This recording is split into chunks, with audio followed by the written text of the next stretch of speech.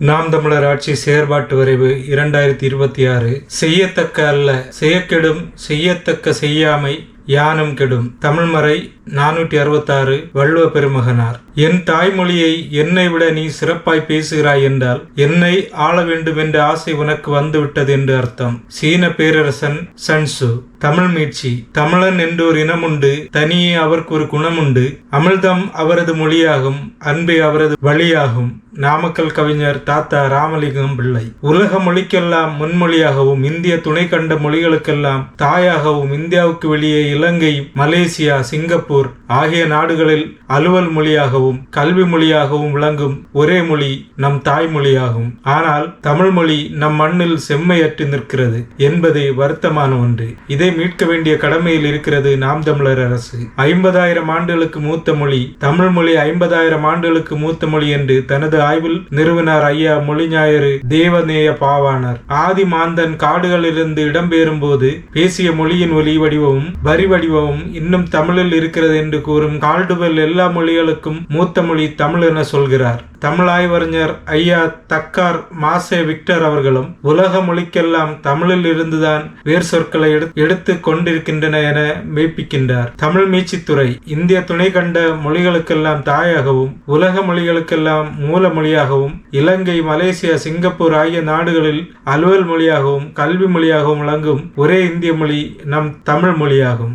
ஆனால் இங்கே தனித்த அதிகாரம் கொண்ட துறையாக தமிழ் மொழி துறை இல்லை. எனவே நாம் தமிழர் அரசு செய்தி ஒளிபரப்பு துறையிலிருந்து தமிழ் மொழி வளர்ச்சியை பிரித்து தனித்த தமிழ் மீட்சி துறை என்ற புதிய துறையை ஏற்படுத்தி செயல்படுத்தும். மொழி நம் மண்ணில் செம்மையற்று கிடக்கும், துன்பம் இனியும் தொடராது. எங்கும் தமிழ், எதிலும் தமிழ். பெற்ற தாயை பட்டினி போட்டுவிட்டு எத்தனை ஆயிரம் உணவு கொடை செய்தாலும் ஒரு பயனும் இல்லை. தாய்மொழியில் படிக்காது உலகத்தில் எந்த மொழி படித்தாலும் அவனை அறிவாளி என்று உலகம் மதிக்க போவதில்லை. நம் வீட்டிற்கு எத்தனை சாளரங்கள் இருக்கிறதோ அத்தனை சாளரங்களாக உலக மொழிகள் இருக்கட்டும். நுழைவு வாசலாக, தலைவாசலாக நம் தாய்மொழி தமிழ் இருக்கட்டும். தாய்மொழியை மறந்த இனம் வரலாற்றில் வாழ்ந்ததாக செய்தி இல்லை. எங்கும் தமிழ், எதிலும் தமிழ் என்பது நமது கனவு. தமிழை ஆட்சி மொழி, அதிகார மொழி, பண்பாட்டு மொழி, பயன்பாட்டு மொழி, வழிபாட்டு மொழி, வழக்காடு மொழி என நாம் தமிழர் அரசு மாற்றி அமைக்கும். எதிரிகளோடும் இரண்டகர்களோடும் ஒரு நாட்டை அழிக்க வேண்டுமாயின் படையெடுத்து வர வேண்டிய தேவையில்லை. அந்த நாட்டு மக்களின் தாய்மொழியை அழித்தால் அவர்களின் கலை, பண்பாடு சிதைந்து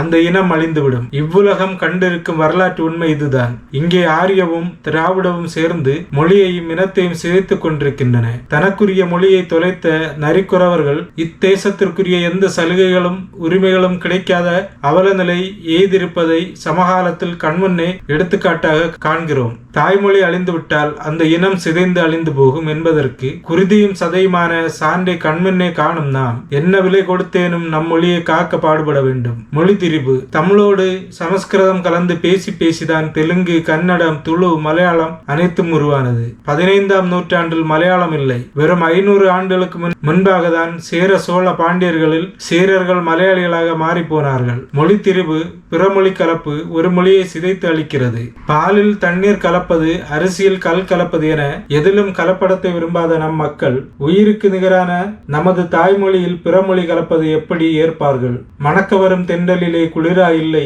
தோப்பில் நிழலா இல்லை, தனிப்பரிதாம் துன்பமிகு தமிழகத்தின் தமிழ் தெரிவில் தமிழ்தான் இல்லை என்று வருந்தி நம் பாட்டன் பாவேந்தன் பாரதிதாசன் பாடுகிறார். மொழி மீட்சிக்கான வழிகள். தமிழ் வளர்ச்சித்துறை, தமிழ் இணைய கல்வி கழகம், தமிழ் பல்கலைக்கழகம், செம்மொழி தமிழ் உயராய்வு மையம், உலக தமிழர் ஆராய்ச்சி நிறுவனம், உலக தமிழ் சங்கம் போன்ற நிறுவனங்களை தமிழக அரசு நடத்தி வந்த போதும் தமிழின் வளர்ச்சி என்பது ஆங்கில பெயர் பலகைகளிலேயே தங்கி இருக்கின்றது. திராவிட ஆட்சியாளர்களிடம் மொழி பற்றும் உறுதியான கொள்கை முடிவும் இல்லை. இந்த அவலத்தை கவனத்தில் எடுத்துக்கொள்ளும் நாம் தமிழர் அரசு தமிழ் மொழி மீட்சிக்கான உறுதியான வழிகளை முன்வைக்கிறது. இலக்கிய கல்வி. தமிழ் இலக்கிய கல்வியை பள்ளி கல்வி முதலே முழுமையாக தொடங்கி முனைவர் பட்டம் வரையிலும் வளர்த்தெடுப்பதற்கான வழிமுறைகளை கற்றறிந்த சான்றோர்களின் உதவியுடன் நடைமுறைப்படுத்துவோம். தமிழ் வழி கல்விக்கு முன்னுரிமை அளிப்பதோடு கல்விக்காக உதவித்தொகையும் கூடவே தமிழ் மொழியில் படித்தவர்களுக்கு மட்டுமே தமிழகத்தில் வேலை வாய்ப்பில் முன்னுரிமை என்ற ஆணையையும் நாம் தமிழர் அரசு அறிவிக்கும். தனித்தன்மையுடன் தனித்தமிழ் பேச்சு பயிற்சி, இசைப்பாடல் பயிற்சி ஆகியவை தொடக்க கல்வி ஆசிரியருக்கு பெருமளவில் பயிற்றுவிக்கப்படும். அவர்கள் மாணவ மாணவியருக்கு கற்றுத் தருவார்கள். நாட்டுப்புற கலைகளில் திறன் கொண்ட தமிழ் ஆர்வமிக்க தொடக்க கல்வி ஆசிரியர்கள் பள்ளிகள் அளவில் பணியமர்த்தப்படுவார்கள். பிறமொழி அறிஞர்களை போற்றுவோம். ஒட்டுமொத்த மாந்த அறிவுக்கும் தமிழர்களின் அறிவு பங்களிப்பை, மொழியின் பெருமையை உலக எடுத்து சொன்ன பிறமொழி அறிஞர்களை போற்றி கொண்டாடி அவர்களுக்குரிய அரசு இசைவேற்பும் அளிக்கப்படும். கடல் கடந்தும் தனித்தமிழ் பயிற்சி நடுவோம். ஜெர்மன், பிரான்ஸ், கனடா, இங்கிலாந்து உள்ளிட்ட ஐரோப்பிய நாடுகளில் அவர்களின் தாய்மொழியை இலவசமாக கற்றுக் கொடுக்க தனி பயிற்சி நடுவம் வைத்துள்ளார்கள்.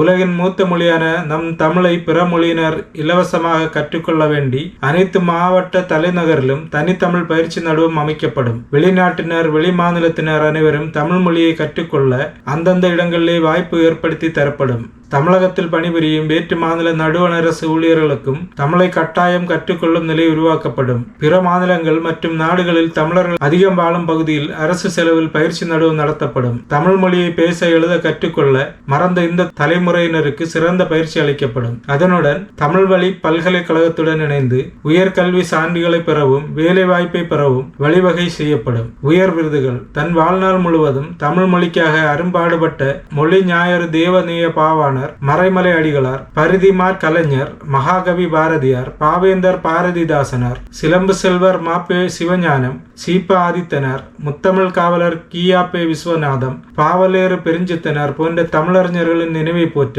அவர்களின் பெயரில் உயிர் விருதுகள் தமிழ் சான்றோர்களுக்கும் அருண்பணி ஆற்றியோருக்கும் வழங்கப்படும். தமிழ் மொழியில் ஊர்புற செயலகம் தொடங்கி தலைமை செயலகம் வரை அனைத்து துறை ஆவணங்களும் பதிவுகளும் கோப்புகளும் தமிழில் மட்டுமே என்ற நடைமுறையை கொண்டு வருவோம். வெளிமாநிலங்கள், அயல் நாடுகளுடனான அரசின் தொடர்பு மொழியாக ஆங்கிலத்தை பயன்படுத்துவோம். வெளிமாநில அதிகாரிகள், ஊழியர்கள் தமிழக பணிக்கு வரும்போது கட்டாயம் தமிழ் மொழி கற்றாக வேண்டும். தமிழில் பெயர் பலகை என்ற அரசாணை கிடப்பிலேயே உள்ளது. சிறு கடைகள் கூட அதை மதிப்பதில்லை என்பது தமிழ் வளர்ச்சி துறையின் அக்கறையின்மையை காட்டுகிறது. தமிழில் பெயர் பலகை என்பதை கட்டாயமாக பின்பற்ற நாம் தமிழர் அரசு உறுதியான நடவடிக்கை எடுக்கும். படிவங்கள் தமிழில். தமிழ்நாட்டில் இயங்கும் அஞ்சல், தொலைத்தொடர்பு, தொடர்வண்டி, வானூர்தி, போக்குவரத்து துறைகள், வைப்பகம் உள்பட அனைத்து நடுவண் அரசு அலுவலக செயற்பாடுகளும் தமிழிலும் ஆங்கிலத்திலும் இருக்க வேண்டும். இந்தி, ஆங்கிலம் மட்டும் என்று இருக்கக்கூடாது. ஒவ்வொரு மாநில மொழியையும் நடுவண் அரசு மதித்து நடக்க வேண்டும். தாய்மொழிக்கு மதிப்பளிக்காமல் பிற மாநில மொழியான இந்தியை திணிப்பது ஏற்புடையதல்ல. இதை நடுவண் அரசு தொடர்ந்து வலியுறுத்தி தமிழ் மொழி பயன்பாட்டை கொண்டு வருவோம். நூலகங்களின் எண்ணிக்கை பெருக்கப்படும். சிற்றூர்கள் தோறும் நூலகங்கள் அமைக்கப்படும். இனம், மொழி சார்ந்த புத்தகங்கள் சிறுவர்களும் அறிந்து கொள்ளும் வகையில் வைக்கப்படும்.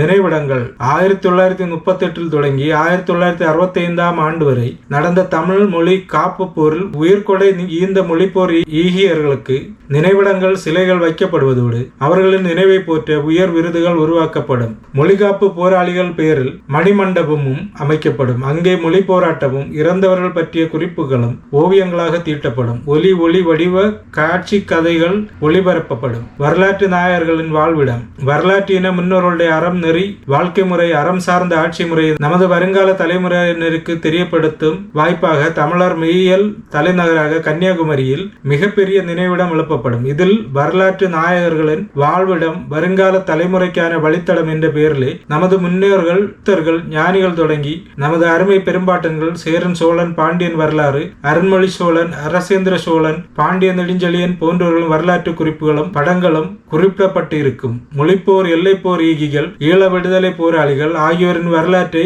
அறியும் வகையில் குறிப்புகளும் படங்களும் இடம்பெற்றிருக்கும். நமது இன காவலராக இருக்கும் தமிழ் தேசிய தலைவர் மேதகுவே பிரபாகரன் அவர்களின் வீரம் சுரிந்த போராட்ட வரலாறும் வாழ்க்கை வரலாறும் அதில் குறிப்பிடப்பட்டு இருக்கும். தமிழர் வரலாற்றை தெரிந்து கொள்ளும் வகையிலும் எவர் வந்தாலும் புரிந்து கொள்ளும் வகையிலும் ஒரு கல்லூரிக்கு இணையாக உருவாக்கப்படும். அங்கே உயர்தர தங்கும் விடுதிகள், திரையரங்குகள், வணிக வளாகங்கள் உருவாக்கப்பட்டு மிகப்பெரிய சுற்றுலா தலமாக்கப்படும். இலக்கிய செல்வர். இலக்கிய படைப்பாளர்களை நாம் தமிழர் அரசு போற்றும். மூத்த எழுத்தாளர்களை அரசே தத்தெடுத்துக் கொள்ளும். இளம் எழுத்தாளர்கள் படைப்புகளுக்கு ஊக்கமளிக்கப்படும். சிறந்த படைப்பாளிகளுக்கு இலக்கிய செல்வர் விருது வழங்கப்படும். மறைமலை அடிகளார், மாப்போசி, அறிஞர் குணா, சாத்தூர் சேகரனார், சா ராமகிருஷ்ணன், இரா மதிவாணன், கா செல்வராசு, நெடுஞ்செழியன் உள்ளிட்ட வெளியிட்ட பலரின் இலக்கிய படைப்புகள் அனைத்தும் அரசுடைமையாக்கப்படும். மறை ஓதும் பள்ளிகள். மலை அடிவாரங்களில் தமிழர் மறை திருக்குறள் ஓதும் பள்ளிகள் உருவாக்கப்படும். ஐயா வீரப்பனார். தமிழர்களின் வனக்காவலராக இருந்த ஐயா வீரப்பனாருக்கு அவர் நினைவை போற்றும் வகையில் நினைவகம் கட்டப்படும். ஈகை தமிழர்கள் நினைவகம்.